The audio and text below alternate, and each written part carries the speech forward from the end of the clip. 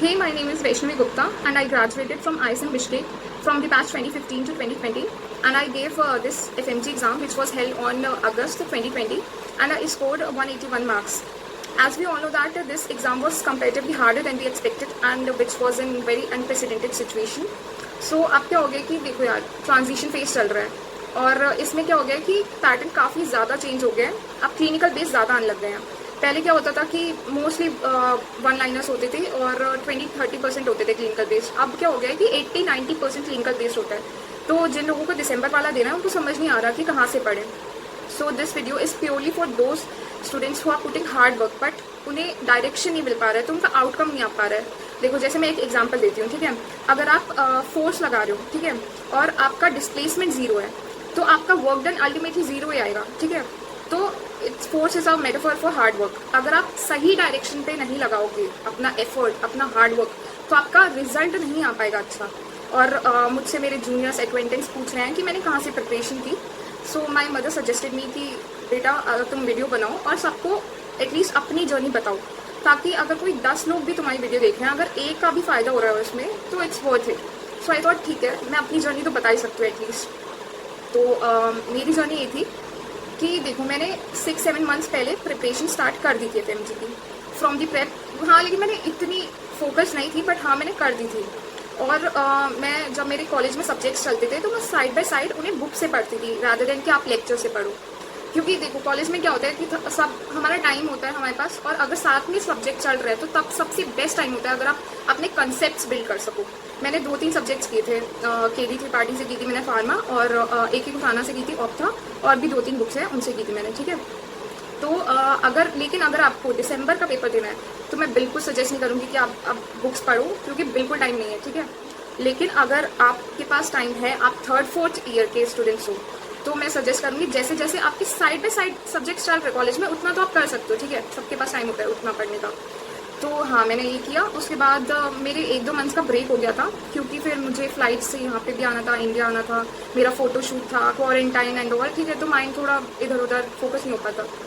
तो मैंने actual preparation तब स्टार्ट की जब मैं इंडिया आई, जब 2 मंथ्स थे एटलीस्ट मेरे पास, ठीक है. तो अभी भी आपके पास जैसे 4 दिसंबर की आपकी डेट है, ठीक है, अभी भी आपके पास टाइम है. अगर आप अच्छे से करोगे ना तो अभी भी आपका निकल सकता है, इट्स फॉर श्योर.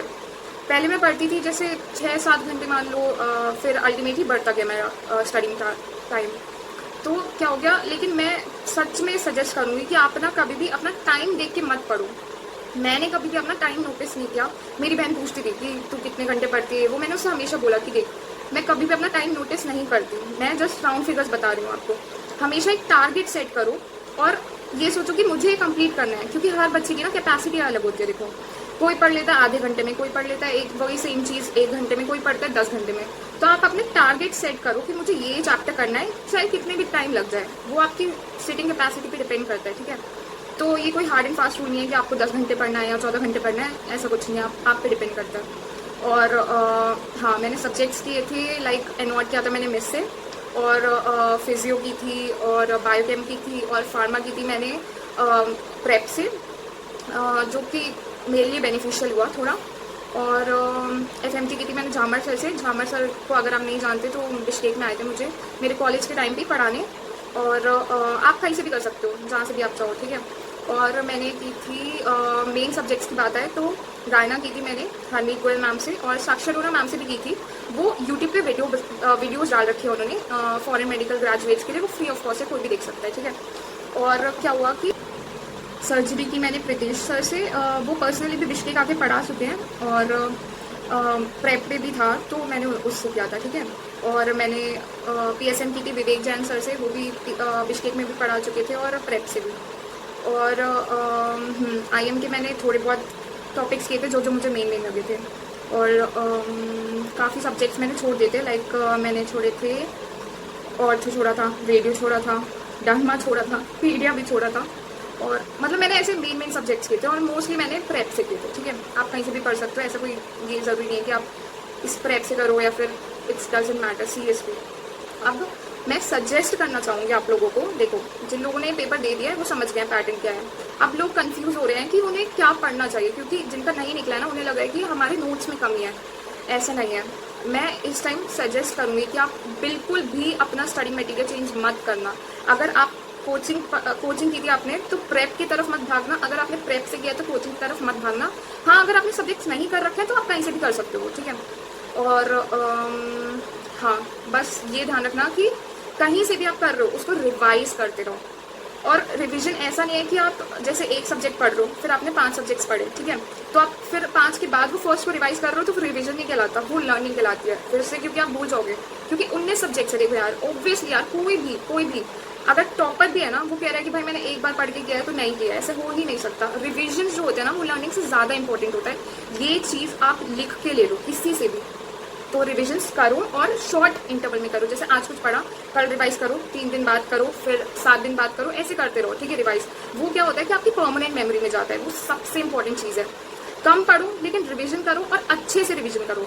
फिर सेकेंड ऑफ ऑल क्या करो कि कंसेप्ट बिल्ड करो। कंसेप्ट कैसे बिल्ड करना है कि आपको कनेक्शंस बनाना है। इस बार क्या हुआ था, जैसे फार्मा में क्वेश्चन आया था कि ऐसा कौन सा रूमेटॉइड आर्थराइटिस का ड्रग है जो कि विजुअल एक्टिविटी डिफेक्ट करता है या फिर आईज में प्रॉब्लम कराता है, ठीक है। तो वैसे क्या होता है कि जनरली लोग पूछते हैं बुल्स आई एंकिलोपैथी कौन करता है, लेकिन इस बार इन्होंने ऐसे नहीं किया, इन्होंने घुमा के क्वेश्चंस दिए। वो आपको बोलेंगे कि अब लोग सोचने लग जाएंगे कि यार किसी को पता ही है कि रूमेटॉइड आर्थराइटिस करता कौन है, तो वो बता ही नहीं सकता, है ना। तो ऐसे है, आपको मतलब कनेक्शंस बिल्ड करने ही पड़ेंगे। और जो भी पढ़ो प्लीज़ उसे समझ के पढ़ो और try to interconnect with other subjects. ये बहुत ज़रूरी है। ऐसे रट्टा नहीं मारना है कि आपको हाँ ये पढ़ लिया, ऐसे नहीं करना है। इंटरकनेक्ट करना बहुत ज़रूरी है। फिर क्या होता है कि जो सब्जेक्ट्स क्रैम करने वाले होते हैं, जैसे फार्मा हो गया और बायोकेम हो गया, माइक्रो हो गई, इन सब के ना निमोनिक्स बनाने का ट्राई करो। तो फार्मा का तो गोविंद राय सर से अच्छा कोई बना ही नहीं सकता, मुझे ऐसा लगता है। बाकी माइक्रो के मैंने थोड़े बहुत बनाए थे, जैसे कि मैं एग्जांपल देती हूँ आपको। हाँ, जैसे कि एक था बार्टोनेला बैसिलिफॉर्मिस ओराया फीवर कराता है, ठीक है। तो मैंने बनाया था कि बार पे जाके बीबी की बात पे रोया इंसान, ठीक है। बीबी मतलब बार्टोनेला बैसिलिफॉर्मिस, वो रोया, और बार मतलब बार्टोनेला, बार यहाँ से आया। और क्या होता है कि देखो लोगों को कन्फ्यूजन होता है कि ट्राइकोमोनास वेजिनालिस या फिर कैंडिडियासिस कौन सा डिस्चार्ज होता है, कौन सा पीएच होता है। तो मैंने ऐसे बनाया था कि ट्राइकोमोनास में क्या किया था, ट्रीज आर ग्रीन, तो ग्रीन डिस्चार्ज होता है, और ट्रीज पे strawberries, green trees of strawberries, ठीक है। तो स्ट्रॉबेरी वजाइना दिखती है उसमें। और सी से सी याद रख लो, जैसे कि कैंडिडियासिस कर्डी डिस्चार्ज, ठीक है। और कर्ड सार होता है तो उसका पीएच लेस देन 4.5 है, बाकी किसी में पीएच कम नहीं होता। और ऐसे थोड़े थोड़े ना अपना निमोनिक्स बनाना स्टार्ट करो। जैसे कि और भी मैं 1-2 शेयर करती हूँ, जैसे कि मैंने याद किया था। हाँ, देखो वैसे तो आप कंसेप्ट बिल्ड करो तो बहुत बेटर है। अगर याद नहीं हो रहा है तो निमोनिक्स बनाओ जो क्रैम करने वाले सब्जेक्ट्स हैं, like competitive inhibition, V max था, KM था। अब देखो कॉम्पिटिशन किन में होता है, कॉम्पिटिशन सेम वेलोसिटी वाले लोगों में होता है। तो कॉम्पिटिटिव में क्या होता है, वी मैक्स सेम होता है, KM बढ़ता है, ठीक है। ऐसे 2-4 निमोनिक्स, बहुत सारे निमोनिक्स मैंने तो बना रखे थे, मैं अभी इस वीडियो में शेयर नहीं कर सकती, लेकिन आप ऐसे बनाना ट्राई करो, ठीक है। और मैं ये बोलना चाहूँगी कि देखो लोग बोलते हैं कि स्मार्ट वर्क करो, हार्ड वर्क मत करो। मैंने बहुत लोगों को सुना है, मेरे को बोलते थे लोग कि यार बुक से कौन नोट्स बनाता है, ये वो इतना हार्ड वर्क कौन करता है FMG के लिए। ऐसे नहीं होता। अब क्या हो गया है कि सिर्फ स्मार्ट वर्क से काम नहीं चलता, या फिर सिर्फ हार्ड वर्क से भी काम नहीं चलता। आपको smart work plus hard work दोनों करना पड़ेगा। जब तक आप दोनों नहीं कर रहे ना, आपके रिजल्ट्स इतने अच्छे नहीं आएंगे, आप देखना। और देखो यार क्या होता है कि कभी भी ये मत सोचना कि ये तो अभी मेरा फर्स्ट ही अटैम्प्ट है, या तो ये तो अभी मेरा सेकेंड ही अटैम्प्ट है। अगर आपने ये चीज़ सोच ली ना तो बहुत ही ज़्यादा गलत होता है। ये हमेशा सोचो कि यार मेरा लास्ट अटैम्प्ट है, हमेशा उतना एफर्ट्स डालो, लास्ट अटैम्प्ट सोच के एफर्ट्स डालो। क्योंकि पता क्या है कि being a dropper I have experience that the amount of attempts you give is inversely proportional to the amount of efforts you put in, amount of hard work you put in. So और वैसे भी क्या होता है कि जितनी बार हम वो चीज़ पढ़ते रहते हैं ना, तो रिपीट में हमें क्या लगता है, ये तो हमें आती है, ये तो हमें आती है, हम ये सोच के स्किप कर देते हैं चीज़ें। तो मैं सजेस्ट करूँगी कि लास्ट अटेम्प्ट सोच के आप दिया करो, ठीक है। और एक इम्पॉर्टेंट चीज़, लोग जो सबसे बड़ी गलती करते हैं, इस बार का पेपर जिन्होंने दिया होगा उनको पता होगा कि IM बहुत ज़्यादा है, ठीक है। तो अब बच्चे क्या करेंगे, सबसे पहले सब्जेक्ट उठाते हैं IM, जो कि सबसे गलत चीज़ है।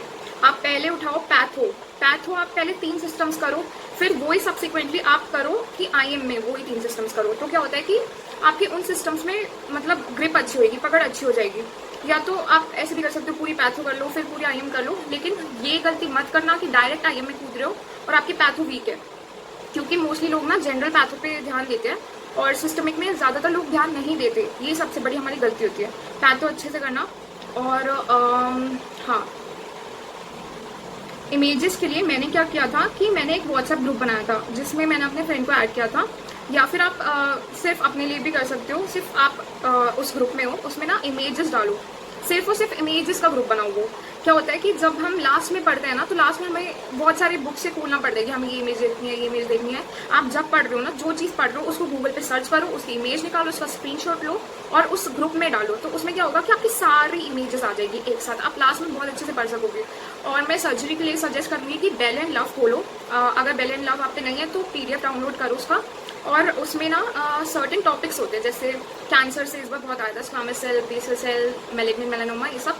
तो आप उसकी इमेजेस स्क्रीनशॉट लो, उस ग्रुप में डालो। अगर आप वो इमेजेस एक साथ सारा बनाओगे ना, तो आपको बहुत ईजी पड़ेगा। ट्रस्ट मी, बहुत बहुत ज़्यादा बेनिफिशियल होगा इमेजेस के लिए। और अगर आपको इमेजेस नहीं भी मिल रही है ना, तो आप उस चीज़ के बारे में पढ़ रहे हो ना, तुरंत के तुरंत गूगल पे डालो, सब कुछ मिल जाएगा। क्वेश्चन फॉर्मिंग के लिए मैं क्या बताती हूँ कि देखो, जो क्वेश्चन आए थे इस बार, बहुत से क्वेश्चंस थे कि आपने ना ऑप्शंस कभी सुने ही नहीं है, ठीक है। तो मैंने क्या किया था कि चारों ऑप्शन, जैसे आपने बहुत नहीं पता आंसर आपको, तो एक ऑप्शन भी अगर आपने कभी नाम सुना है तो वो मार्क करना। कभी भी ऐसे मत करना कि उसमें ABC कुछ भी मार्क कर रहे हो। जिसका आपने आज तक नाम सुना हो ना, फिर वो ही मार्क करना, मोस्ट प्रोबेबली वही सही होता है। और अगर आपको वैसे तुक्के अगर आपको मारने भी है, तो मैंने क्या किया था कि जैसे सपोज आपको 2-4 क्वेश्चंस नहीं आते, कब बिल्कुल आप रूल आउट भी नहीं कर पा रहे कि कौन से रूल आउट करने हैं, तो आपको चारों में से कुछ भी नहीं आइडिया, तो आप क्या करो, या तो मारो B या तो C। ऐसे मत करना कि आप किसी में A कर रहे हो, किसी में D कर रहे हो, किसी में C कर रहे हो। उससे प्रोबेबिलिटी आपकी और कम हो जाएगी कि आपके मार्क्स सही, मतलब उसमें सही क्वेश्चन आप आंसर मार्क कर रहे हो। तो ये सजेस्ट करना चाहूँगी मैं। और क्लिनिकल बेस्ड आया था तो आप उस पर ध्यान दो, लेकिन ऐसा मत करना कि जो क्रैमिंग वाले सब्जेक्ट्स हैं, जो बहुत बेसिक सब्जेक्ट्स होते हैं ना, लाइक माइक्रो हो गया और फार्मा हो गया और बायोकेम हो गया, वो बिल्कुल मत छोड़ना, वो बहुत स्कोरिंग है। देखो, क्लिनिकल में तो हम मतलब नहीं बता सकते कि क्या आएगा क्या नहीं आएगा, लेकिन इन सब्जेक्ट्स में डेफिनेट क्वेश्चंस आपके नोट से ही आते हैं, इनको बिल्कुल मत छोड़ना। ये मत सोचना कि अभी हमें याद नहीं है तो हम लास्ट में याद कर लेंगे, 2-4 दिन पहले पढ़ लेंगे तो हमें रीसेंट मेमोरी में रहेगा, बिल्कुल मत करना। ये सब्जेक्ट ऐसे होते हैं जिनको सबसे ज़्यादा रिविजन की ज़रूरत होती है। एंड एट दी एंड मैं ये कहना चाहूँगी कि प्लीज़ अपने आप को ना नेगेटिव लोगों से दूर रखो, क्योंकि देखो, बहुत कुछ लोग होते हैं कि नेगेटिव लोगों की बातें सुनते हैं, एक कान से सुना और दूसरे कान से निकाल दिया, लेकिन कुछ सेंसिटिव लोग होते हैं जो इफेक्ट हो जाते हैं। तो कोई भी बोले कि भाई तू रटता है, ये करता है, वो करता है, मत सुनो, मार्क्स आएंगे, अपने आप प्रूफ कर दोगे, ठीक है। तो आपको लोगों की बातें नहीं सुनना है, अपने पे कॉन्फिडेंस रखो, रोज सुबह उठो, बोलो कि भाई मैं कर सकता हूँ, अगर ये बंदा कर सकता है तो मैं भी कर सकता हूँ। कोई टॉपर और इसमें ना, जिनका क्लियर हुआ है, जिनका नहीं क्लियर हुआ है, कोई डिफरेंस नहीं है, सबका दिमाग सेम होता है, बस मतलब डिफरेंस होता है ना, तो वो रिविजन का डिफरेंस होता है और कुछ डिफरेंस नहीं होता है। तो प्लीज़ अपने पे कॉन्फिडेंस रखो, कॉन्फिडेंस बहुत बड़ी चीज़ है। आप जब क्वेश्चन पेपर सॉल्व करने बैठ लो ना, कॉन्फिडेंस रखो कि मुझे सारे क्वेश्चन आते हैं, मैं सारे क्वेश्चन सही कर सकता हूँ। ओवर कॉन्फिडेंट मत रखो, लेकिन कॉन्फिडेंस रखो, ये बहुत ज़रूरी चीज़ है। एंड एट द एंड मैं अपनी मॉम को बहुत थैंक्स करना चाहती हूँ जिन्होंने ये वीडियो का सजेशन मुझे दिया। ये सीरियसली बता रही हूँ, मैं प्योरली हेल्प करने के लिए बना रही हूँ, क्योंकि यार ऑब्वियसली मुझे भी लगता है कि मेरे को जैसे आप इंटर्नशिप की ढूंढी है, तो मुझे भी लगता है कि कोई सीनियर हेल्प कर दे तो बहुत अच्छा होगा। मतलब अभी तो बहुत कम लोगों पे टाइम होता है, तो मैंने सोचा कि अभी मेरे पास टाइम है तो मैं लोगों को बता सकूँ।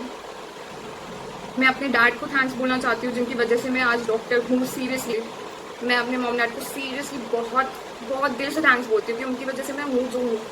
और of course Harsh Agarwal, thank you. और अगर आप लोग को कोई डाउट्स है या फिर अगर आपको चाहिए कि सब्जेक्ट वाइज इंपॉर्टेंट बताना है, तो मैं अभी मेरे पास टाइम है, मैं आपको बता सकती हूँ, सब्जेक्ट वाइज इंपॉर्टेंट टॉपिक्स बता सकती हूँ जो मेरे अकॉर्डिंग मुझे इंपॉर्टेंट लगे थे। वैसे तो अब कुछ भी ऐसा नहीं है कि क्या चीज़ आ सकती है क्या चीज़ नहीं आ सकती, तो कुछ भी छोड़ के मत जाना। मैं सजेस्ट करूँगी सबको सब कुछ पढ़ना चाहिए अगर टाइम है तो, ठीक है, वरना प्रायोरिटी रखो, उसके अकॉर्डिंग पढ़ो आप। बाकी मेरे पास इमेजेस भी पड़ी हैं और नोट्स भी हैं। अगर किसी को चाहिए तो मैं अपना इंस्टा लिंक शेयर कर दूँगी, फेसबुक भी शेयर कर दूँगी, तो किसी को भी चाहिए तो मेरे से बोल सकता है। मेरे को हेल्प करने में सीरियसली कोई प्रॉब्लम नहीं है, तो आप मेरे से बोल सकते हो। एक चीज़ मैं बताना भूल गई कि देखो, जब भी आप क्वेश्चन सॉल्व करते हो ना, तो जो क्वेश्चंस नहीं आते वो अपने नोट्स में ऐड करो। जो क्वेश्चंस आप गलत करते हो ना, उसके एक्सप्लेनेशन, वो क्वेश्चन आप अपने नोट्स में ऐड करो। सीरियसली बता रही हूँ, बहुत हेल्प होगी। हो सकता है वही क्वेश्चन आपके एग्जाम में आ जाए और आपको तब याद नहीं आएगा क्योंकि आपने रिविजन नहीं किया होगा। तो ये करो। मैं सीरियसली बता रही हूँ, मैं 1/3 नोट्स ना सिर्फ और सिर्फ एक्स्ट्रा चीज़ों से भरे हुए थे, क्योंकि फिर आप जब रिवाइज करते हो ना वो सब्जेक्ट, तो वो क्वेश्चन भी आपकी नज़रों के सामने होते हैं। तो ये चीज़ करो एक तो। और हाँ, टेस्ट सीरीज़ दो प्लीज़, टेस्ट सीरीज़ दो। और जैसे कि आप प्रेप में भी दे सकते हो, जिनके पास प्रेप का सब्सक्रिप्शन नहीं है वो लोग भी दे सकते हैं ऐप डाउनलोड करके। और FMG चैंपियनशिप निकलती है उसमें, तो उससे क्या होता है कि आपको अपना प्रोग्रेस दिखता है, आपका कितने मार्क्स बढ़ रहे हैं सब्जेक्ट पढ़ने के बाद। तो ये चीज़ कर सकते हो। बाकी और भी जगह से आप टेस्ट सीरीज़ दे सकते हो, बस ये करो, लास्ट मोमेंट तक टेस्ट सीरीज़ दो। बस ये चीज़ बोलना चाहूँगी। और एक प्री PG ऐप है, उसमें क्लिनिकल क्वेश्चंस होते हैं, वो मैंने डाउनलोड किया था। उसमें क्लिनिकल क्वेश्चंस होते हैं, बहुत हेल्पफुल होता है, तो वो भी आप डाउनलोड कर सकते हो। बाकी बस ये चीज़ मेरे को बतानी थी। और यस, अगर आपको कोई भी चीज़ नोट्स की ज़रूरत है तो आप मेरे को बता सकते हो। Thank you.